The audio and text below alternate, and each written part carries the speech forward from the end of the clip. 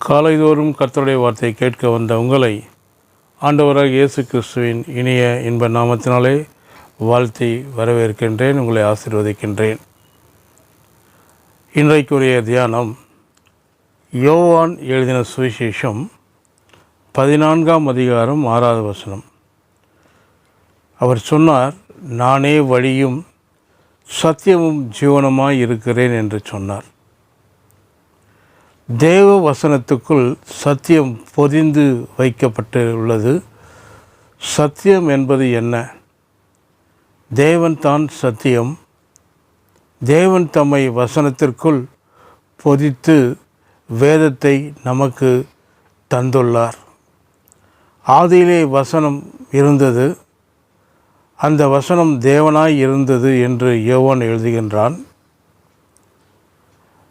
தேவனை அறிகின்ற அறிவு பெருகும் பொழுது வாழ்க்கையில் விடுதலை உண்டாகிறது என்று இயேசு குறிப்பிடுகிறார். பிரச்சனைகள் மாறுகிறது, கண்ணீர் துடைக்கப்படுகிறது, வியாதி சுகமடைகின்றன, பிரச்சனை நீங்கி சுகம் உண்டாகிறது, தரித்திர பிரச்சனை மாறி செழிப்பு உண்டாகிறது. தேவன் இந்த விடுதலையை உண்டாக்குகிறவர். ஏன் மத கோட்பாடுகள் அவர்கள் மனதை நிரப்பி விட்டபடியினால் தேவனை காண இயலவில்லை. முடிவு பரியந்தும் நம்முடைய மத கொள்கைகள் மிகவும் முக்கியமல்ல. நம்மை படைத்த தேவனுடைய திட்டங்களும் நம்மை பற்றி அவருடைய விருப்பங்களும் மிக மிக முக்கியம். மனிதன் வறண்டு வாடி தேய்ந்து நலிந்து மெலிந்து காய்ந்து போவது தேவனுடைய விருப்பம் அல்ல. மனிதன் நலமாக இருக்க வேண்டும், மற்றவர்களுக்கு ஆசீர்வாதமாக இருக்க வேண்டும் என்பதே அவர்களுடைய விருப்பமாக இருக்கிறது. தேவனுடைய விருப்பத்தை நமக்கு தெரிவிக்கிற ஒரே புத்தகம் வேத புத்தகம். நம்முடைய சபை உபதேசங்கள் பல விஷயங்களில் வேதத்துக்கு ஒத்துப்போகவில்லை. பாரம்பரியமாக தலைமுறையாக சபை உபதேசங்கள் போதிக்கப்பட்டு வருகின்றன.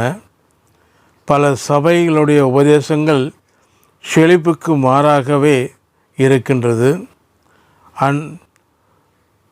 ஒருவர் இவ்வாறாக சொன்னார், ஐயா, என் மகளுக்கு 33 வயது, இன்னும் திருமணமாகவில்லை, மிகுந்த கவலையாய் இருக்கிறது, ஜெபியுங்கள் என்றாராம். வருகின்ற மாப்பிள்ளை எல்லாரும் நகை போட்டுதான் திருமணம் செய்ய வேண்டும் என்கின்றார்கள். அதற்கு நம்முடைய சபை உபதேசத்தை விட்டு நாம் கொடுக்க முடியுமா? ஆகவே மறுத்துவிட்டேன். ஆனால் காலம் கடந்து போவதால் கவலை இருக்கிறது என்று அவர் சொன்னார். பொன்னை தொடாதே என்பது இவருடைய சபை உபதேசம்.